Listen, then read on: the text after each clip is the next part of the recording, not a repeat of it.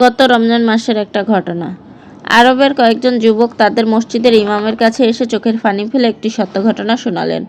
তারা বললেন, হে শাইখ, গত বছর আমাদের মা মারা গিয়েছিলেন। এবছর রমজান মাসে কবরস্থান থেকে আমাদের জানানো হলো যে মায়ের কবরটি আজ খোলা হবে।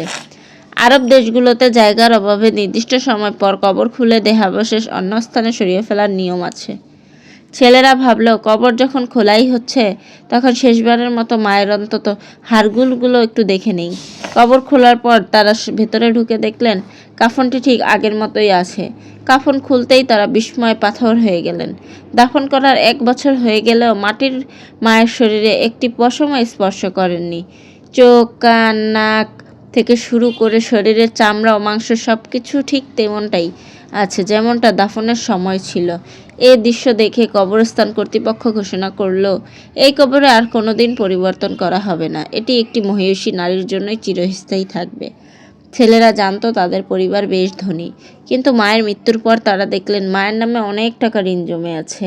তারা অবাক হলেন, এত টাকা থাকা সত্ত্বেও মা কেন মানুষের কাছে ঋণী ছিলেন। অনুসন্ধান করে তারা জানতে পারলেন, তা শোনার পর সবাই অবাক হয়ে গেল। তাদের মা অত্যন্ত গোপনে একটি কাজ করতেন, যা পরিবারের কেউ জানত না। তিনি অনেকগুলো এতিম ও বিধবা পরিবারের সব খরচ চালাতেন। কখনো নিজের হাতে টাকা না থাকলে তিনি মানুষের কাছ থেকে ধার নিতেন, যাতে ওই অসহায় পরিবারগুলো অভুক্ত না থাকে। পরে নিজের সম্পদ থেকে সেই ঋণ শোধ করে দিতেন। মৃত্যুর আগে এভাবেই কিছু ঋণ থেকে করে গিয়েছিলেন তিনি, যা পরে তার সন্তানরা শোধ করে। আল্লাহ এই বান্দি মানুষদের কাছে নয়, বরং আল্লাহর কাছে নিজের আমল কবুল করাতে চেয়েছিলেন। এই গোপন দানের কারণেই আল্লাহ তাকে দুনিয়াতেই সম্মানিত করেছেন।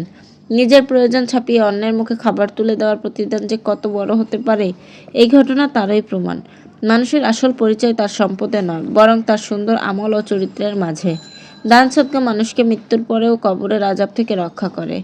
সূত্র সয়দুল ফাওয়াইদ, আরবি আর্টিকেল থেকে অনুদিত।